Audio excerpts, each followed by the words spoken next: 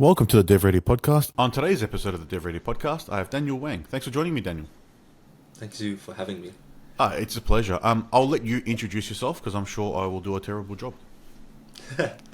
No, I'm sure you do a great job. Or compared to the other podcast guests I've seen, I'm very, very young. I don't have as much experience I'd like, but so far I'm studying at the University of Melbourne doing a Bachelor's of Commerce. I'm interested in consulting and part of the global consulting group. Mm-hmm. Currently doing a project for non-for-profit cat rescue called Maneki Neko. And meanwhile, I'm founding a startup called Spot, which is like Tinder for restaurants. Okay, so you got a bit of background there. You've got the uni degree going on that'll keep you busy. How are you finding juggling trying to build Spot as your startup and trying to get your uni work done? I think it's all up to how much you want to put in. I think for uni, it's kind of like high school, really. It's about how much you want to study, how much you want to put in, how much you want to get out of it. I definitely do want a strong academic record, but at the same time, I have to sacrifice some of that if I want to pursue like a another goal, which is founding Spot, or perhaps doing a part-time job as well, or perhaps like pursuing an internship, right? So it's all give and take. But right now, I found it quite satisfying. Like I can balance the two. Yeah, it's about having balance. So I started our business Aerion in my final year of uni. So I was doing my honours degree and started the business. So I sort of understand that balance that you need to find because I had to complete my degree. I had a part-time job and started Aerion, the third business, all in the same year. And I was tutoring at uni as well. So it was quite a busy year. So finding that balance, it's critical. So what sort of got you into the space to then think about, all right, let's do a startup and test this, or what got you to that idea? Originally, for University of Melbourne, there's lots of competitions, and the one that caught my eye was the startup pitch competition. So it was only a pitch; you didn't even have to actually make it. So it inspired me because I actually never did any sort of like those competitions before. Right? Just thought, okay, it's my first year of uni, might as well try something new. I didn't actually expect to get anything out of it. Didn't expect to like come on top, right? Because there's so many people who compete. There's people in like third years, the people in honors who do it as well. And I was definitely like overwhelmed when I saw it, but I thought I'd give it a go. So I got two of my other friends, and then we made like a startup pitch deck, like the first pitch deck I've ever made, and it was like honestly pretty garbage. After looking back at it, but fortunately, we got into the grand finals, which is they select 4 teams out of like around 100, which is, exciting. But at the final pitch, it's quite different than pitching in front of a camera, because that's how they selected. You record yourself pitching to a camera, you upload it. It was actual real judges with actual real startup experience. Okay. And when you have no experience and you're speaking to people in front of that, let alone pitching to them, you get very, very nervous. So I, of course, got very nervous and my pitch fell apart completely. And I came 4th. So last place. Okay. But still, you made it to that point. Yeah. And that kind of inspired me. I thought this process was very fun. It's like I'm using the skills I learned in class, but I can actually see where it becomes practical. And that's where I got started saying, okay, this is fun. I'll keep building. Okay, so was Spot part of the pitch, the idea that you've moved on with, or was that something completely different as part of that project or the competition? I would say it's a continuous cycle of pivots after speaking to people. Yep. Because originally it was a calendar app. So Okay. originally my goal was to, okay, people have a hard time to hang around, and that is a problem. But you have to see, okay, how do I solve that problem? Originally, I said, okay, calendar time, and then people will say, okay, well, I have Google Calendar, or I have Calendly, or I have Outlook, so I don't need that. And then I pivoted to time and place, because you need those two to hang out with other people, right? You need time and place. Mm-hmm. And then you get, okay, where do people hang out? Outside, just You have restaurants, you have cafes, you have bistros, you have bars, right? And then I can do time and place. But then after speaking to a lot of people, I realized, oh, time isn't actually necessary because you can't coordinate that. Like, there's already apps that do it for you. You can just use them. So the main problem would be the placement. So that's kind of how I sort of pivoted around by speaking to people and like funneling my ideas. Yeah. So what you've done there from the experience that we've had is you've gone along the right way. You've had an idea, gotten some feedback from stakeholders, and then adjusted based on the feedback. And then because it was initially a competition, you probably didn't think too much about like where you are now versus what that idea was. So just calendar app, right? There's a lot out there, but you might not have looked at all the market and understood what's competition there is. When you're actually trying to build it as a business, then that is now when that becomes really important, and you're understanding, all right, this is what the marketplace looks like, this is the competitive landscape, and now how are you going to differentiate, or what are you going to do different? And then now you've... Yeah, definitely. The differentiating factor was a big theme. So what have you settled on at the moment that... So you're saying Tinder for restaurants is what Spot is, but what does that actually mean? It means Tinder functionality. I'm not setting you up to date anyone. It means the functionality of just swiping. So swiping for... Originally it was going to be a chatbot, like ChatGPT. So you type in, hey, where's the something specific, like, oh, what's the closest bistro next to Brunswick and next to a bus stop where I can have a nice pastry as well. Yep. If you type into Google Maps, it completely falls apart. Same with like Zomato or TripAdvisor. So apps like that, they don't cure for the specific. That's what I'm trying to fix. So after you type that into Spot, you get 10 to 20 sets of pictures that kind of fit that description. Just swipe through, left for no, right for yes. When you swipe right, you get like a home menu, and then you can book from that as well. Okay, so it's more of like the restaurant search experience is the sort of the market you're targeting, not just reviews, but trying to understand, I guess, a personalized recommendation of things that are around you based on what you're interested in eating at that particular point in time. At that particular point, yeah. But reviews is also an important factor. Okay. So,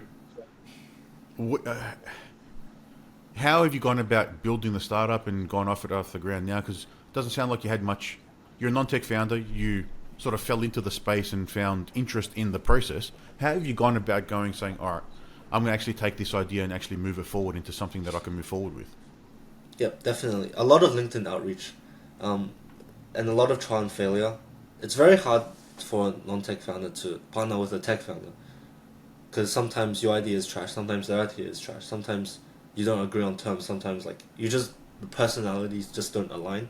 Mm-hmm. But luckily, I think I found a tech founder that has some good experience in AI. He worked at a 88 Rising, which is a music company. He's working at a Lara Technologies, which is an AI startup now, which is good. Yeah.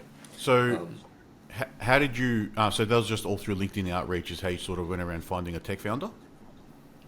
LinkedIn outreach plus like a in-person aspect to make sure you guys actually know if you guys want to work together. Yeah. So repetition more. Okay. Yeah. So he's helping build the platform and get it off the ground. Yeah, and I think non-tech founders, I think I'm the support to make sure everything, and he's the main, right, to support everything, to give him everything he needs to develop a good app. Yep. That includes like what features to put in, or what features to take out, or what people really need, or how to set what buttons people like even. And I just go around and speaking to business owners and speaking to users, consumers, students, potential users, just to make sure he develops the best app possible. Yeah, so you split the roles there, which is similar to what my business partner and I have done, where I'm more technical, so I'm responsible for the operations in the early days of the development, which is what your partner's doing, and then you're responsible for more of the business direction, product, right, features, talking to stakeholders, getting clients and interested parties on board. How have you found that whole experience? I think I'm good at writing about stuff and then putting it in a format. So I'm good at applying for stuff. I don't know if that's a good skill or not. Just pulling stuff on my ass. Communication's important. It doesn't matter which avenue it is. It's always very important. Yeah. So I found that whole process because technical is like very straightforward, right? It's like a straight line. You just need to build this and that and this and that. But for non-technical, I don't know which partnerships to look for. I don't know which accelerators to apply for. I don't know which business owners to speak to. So kind of it's a guesswork. It's a try until failure. And then you see, okay, I failed at this. I won't do this again. And I keep going. Accelerators, we got one from Generation AI, cohort 1. And then that's quite exciting because that's the first accelerator that's actually noticed us and accepted us. Exciting demo day at 8th of October. Yep. So, what sort of feedback have you gotten from them at the accelerator about your idea or the approach that you're taking? Because that would be a little bit of validation. A lot of you need an MVP first, or you need like 1,000 users first, which is understandable. Like if I'm gonna invest my money in an app, I want to see that onion like layer of risk peeled as far back as possible, so I don't lose my money, right? Yeah. And that's just it's more of a time thing. Like I know 100% the app's gonna get done, but it's more like at what point will people be satisfied saying, okay, this is I can take risk in this, or this is not too risky. Yeah. And I think that's going to be different for a lot of different investors out there who, depending on what their appetite is for risk and almost like a bit of a gamble, depending on, all right, they may throw X amount of dollars at 100 different startups and they only expect one or two to actually get through to the next level of funding or the funding one after that. So it's really a numbers game. But like you said, it's really how do you reduce the risk for them, then show that, all right, there is a demand for the product you're building, you are committed to building it, you can get customers, so because you're effectively got a marketplace, use what you're building. You're building the app, you've got the restaurants on one side and then the actual consumers on the other side. So you're building the marketplace model, but that means you have to feed both sides at the same time. Otherwise, it's not really going to grow. I would say the B2B aspect is definitely harder than the B2C because it's going to be free for users and we're just going to take commission from restaurants. Yep. So it's all value for consumers and restaurants. Like even hypothetically, I say, okay, I'll bring you this much of customers, which is this amount of revenue. They're going to say no because they don't trust me because I don't have the app ready yet, because I don't have the data. So that's what we're like, right? Okay, so what's your plan, or what have you learned that you need to try and get in place to when you're pitching to these businesses? I think data is number one. So you need to conduct research, you need to do your due diligence, and you need to guarantee them somehow, saying this has happened in the past, therefore it's a good indicator that will happen 99% in the future. So the plan is we're just gonna release it out for free. Currently we've got 3,000 restaurants listed on there. We're gonna add a couple thousand more. Then we're just gonna do a trial period of like 2-3 months, and aggregate all that data, and see how much more customers we've bought each restaurant, or how much impressions each restaurant got, or how much engagement each restaurant got, and then we're just gonna mass email it to restaurants and say, this is the data, please accept it. Okay, so those restaurants that you've got on board, are they actually agreed to be on the platform, or are you just populating with everything from local just to build that initial data set? I mean, it's more I don't think it's illegal. I'm just bringing them more customers. I think they should be. It's not. No, I wasn't asking for legal. I just want to know. Yeah, so it's more just getting the data in there to prove that there is an appetite from the consumer for this kind of app. Yeah, that's why technical founders are great, right? Originally, I was just gonna go around to each restaurant individually and ask for the details, the description and stuff like that. But there's a scraper online called Appify, and you can just get all of that for you can get 500 gigabytes of restaurant data for $5. So there's actually no need to do anything. I've never heard of that tool before. Appify. I'll check that one out after the episode. And we're using that for the Google reviews, using that for the Google Maps, using that for basically everything.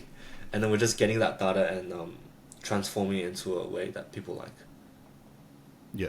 And then how will you validate sort of that a bit outside of sort of the use of being able to drive traffic to the businesses?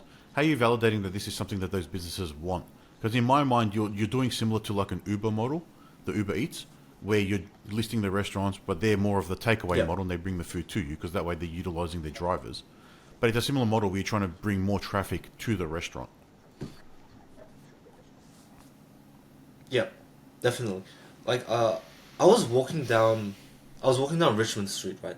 And there's like so many restaurants that are different. What other recommendation platforms and other delivery platforms and other maybe discount platforms like Eat Club, for example, they treat all restaurants as these homogenous products, and they don't treat them any different. But I think each restaurant is different. Restaurant has their own characteristic or like vibe, if you will, and I think that's what people want. Like a cafe on Lygon Street maybe not what you want, but a cafe on Richmond will. They might serve like the dish for the same price, but one will taste better to you, and one will taste better to another person. Depends on your preferences. I think that's where it comes in. It's really the accuracy of what I'm giving you, rather than the like quantity or like the price I'm giving you. So it's more tailored to the needs at the point in time. So in your example, Yeah, it's not gonna be an everyday thing. Yeah. Because sometimes like I just want a coffee and I don't really care when I get it. Yeah, but like you said definitely before, 2 or 3 times a week. yeah, you want a pastry. So if you want, what's the best croissant around me? Then the app should be able to help you find anything that can serve you a croissant, and then check out the reviews and see what their ratings are for those sort of things. Right. Yeah, and it's these non-descriptive factors. Like yesterday, I was speaking to Sea Salt, which is a fish and chips bistro on Lygon Street, and then when I searched up fish and chip shop, it didn't even come up on Google Maps. Okay. And then they had all these discounts and all these menu items and all these like. It's very different from another fish and chip shop, but I really liked it, and I just couldn't find it on Google Maps. If I didn't actually walk past it, I wouldn't know it existed. Yep. Also, they're gonna renovate to like a nighttime sort of bistro and a daytime fish and chip shop. Mm-hmm. But there's no way to tell people that on Google Maps. There's no way to list it. There's no way to list on. Maybe you write a blog on Zomato, but then people wouldn't know what to find. People won't know what to look for. Yeah. So that's just like how I'm trying to reduce like the friction in the market. What's your sort of long-term vision for the platform, or your like big grand idea? If you're happy to share that with the listeners. Something international. So something like you can just drop anywhere in the world and search for a place and you will come up, and have like a lot of restaurants listed. Like there's similar platforms in Hong Kong and Japan. Hong Kong one's called OpenRice and Japan's one called Tagalog, and then that's just like the only way to book a table in Japan or Hong Kong. Oh, okay. It's the only accepted way, and like some restaurants in Japan only take Tagalog bookings, so they don't take any like phone call bookings whatsoever. So I think that would be a good that would be my ideal vision for the platform, where just like you're someone's go-to say, okay, I'm feeling like this, where should I go? Yep. And the whole concept around your monetization and the way you're going to grow the business is just from referrals on like bookings. Just 5%. I'm thinking 5% commission on orders. Yeah. Yeah. So, just in saying that, so you'll need to track payments through the app to be able to support that, because otherwise, if you're doing a booking, you don't know what people are spending. Yeah, definitely. Yeah, the leakage is a big problem. I just can't expect like businesses to tally up the numbers, right? They can easily screw me over. So what I'm thinking is a kind of like a shop back model, where I take the 5% and I split it with the user. So I take 5%, I give 2.5 to the user, 2.5 to me. Yep. And so that incentivizes the user to like scan a QR code or like redeem a code or whatever, and that's just like a point of contact I can track. And then even the receipt, even, or whatever, if you can, depending on the restaurant, what you get, the bill, not the receipt. Yeah, okay, so you've given that some thought. That's probably going to be your biggest challenge from definitely my mind, and understanding how that's going to work. Because like you said, you don't want to add in extra work into the restaurateurs to then have to go back and tally up items and do that. Unless you want to like think about point of sale integration, and then you can get to that point level. of sale integration, yeah. Yeah, and that'll be at least Research Square, but like I think it's very, very hard. You have to be like somewhat recognized in like globally something. Yeah, at some point, you'll definitely look at that model. But then, like you said, just getting started, the referrals, the taking a photo of a receipt and processing that, or just reading it by hand and then sorting things out, or the bill, it would probably be a good way to start. So yeah, you've got a big vision, and there's definitely some challenges, but nothing that's not nothing you can't overcome. Thank you. So in the short time that you've been doing this, what are some of sort of the key learnings you've had along those pivots? The key learnings is surprisingly nothing technical, but more like co-founder. So finding the right co-founder. I've heard a lot of advice around co-founder. I've heard like you need to know your co-founder for like 2 years before trying to do something with them. I think that's too long. But I think it's more of it's not about the time. It's about like after the initial point of contact, are you willing to hug them? If you're not willing to hug them, then they shouldn't be your co-founder. That's how I've thought about it. And I've definitely had bad experience of that in the past. I've had people saying, "Oh, I can do this, I can do that, I can do this," and then, "Oh, I can get this investor on board. I can get what's it called? I can get a $5 million investment guaranteed, 100%." And then I said, "Oh, that's great. Yeah, we'll get you on board." And then they just slowly overtake the idea and to put it into something that their own, which is not justifiable. Yeah. Yeah, so they're not really working collaboratively with you. Yeah, kind of taking over. Yeah. And that's just changing the vision, but yeah, if someone starts talking like that, it's generally a red flag. I know, but if they could get $5 million that easily, why aren't they doing their own startup? Yeah, that's what I said. He was like, "Oh, my boss knows Hezi Levovich, which is like the one of the founders of Menulog." And I was like, "Oh, that's great. It would be great. I shouldn't have been that naive." Yeah, more like those people you'll need in your network at some point if you're looking at partnering or exposing or trying to get a sale out of them. But you're probably really, really early to be able to start considering any of that right now. Because definitely. You're in the middle of building an MVP, and until that's out, then it's just an idea. And it's your version of that idea. So it's a bit different than others, but there's not much there. So it's just, you got to be careful on that sort of proposals that people give you. Nothing signed until it's signed, really. Yeah.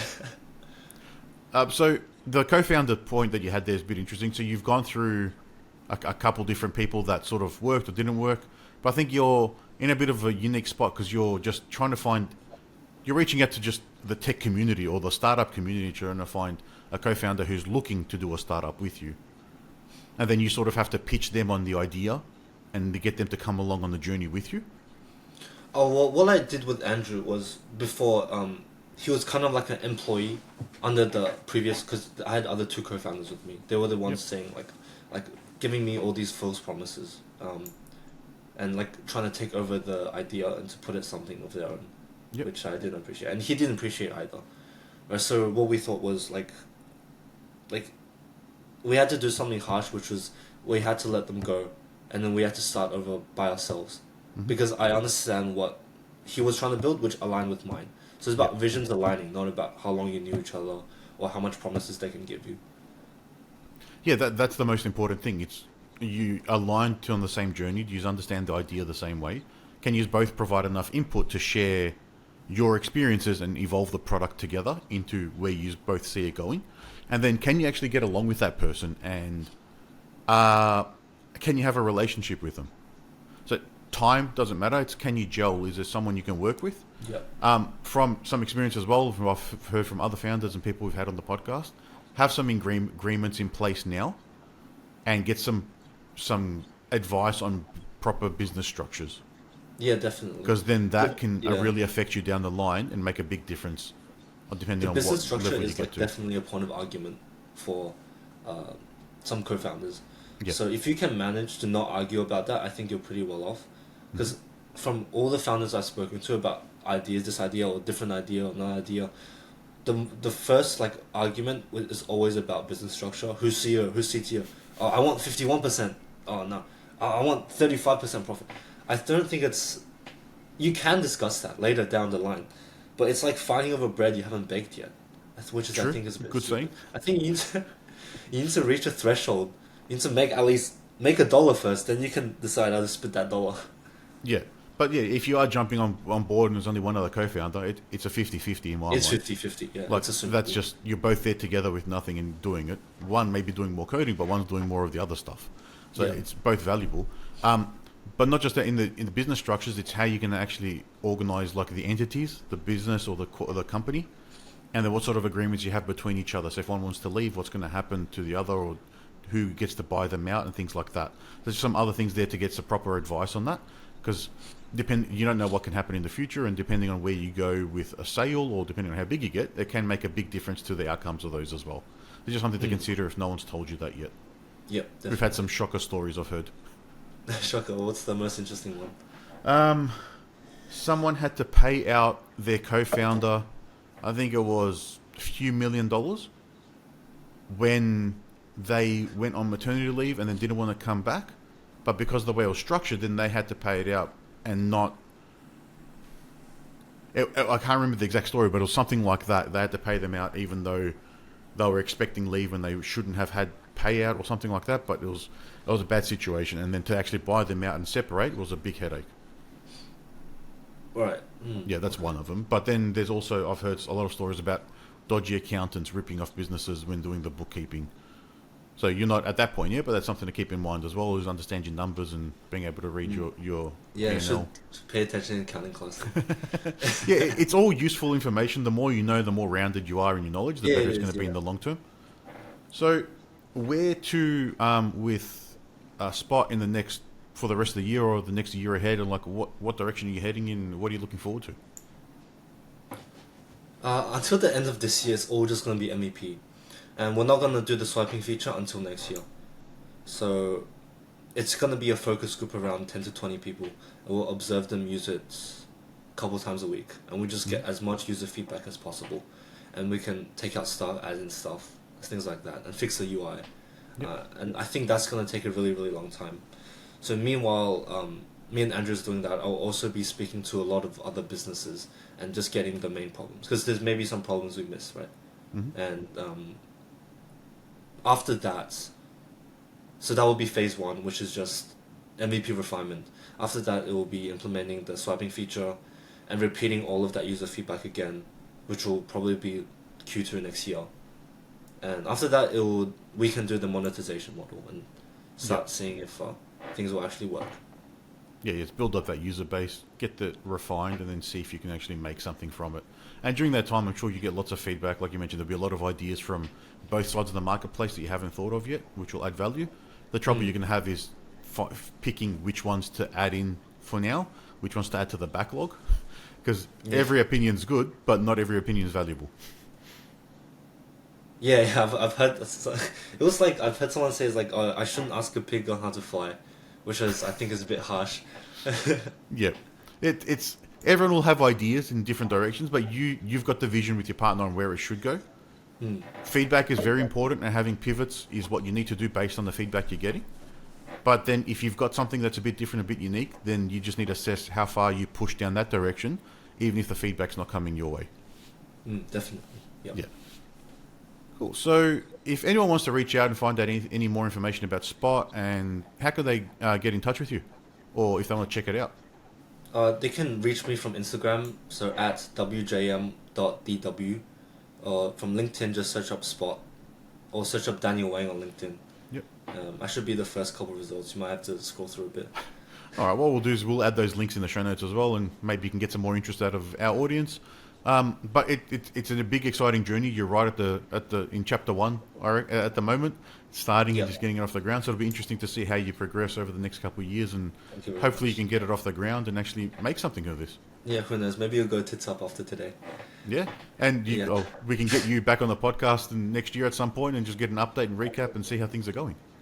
Yeah, thank you very much. Yeah. All right, thanks, Daniel. It's been a pleasure speaking to you. It's been a pleasure. Thank you. Thank you.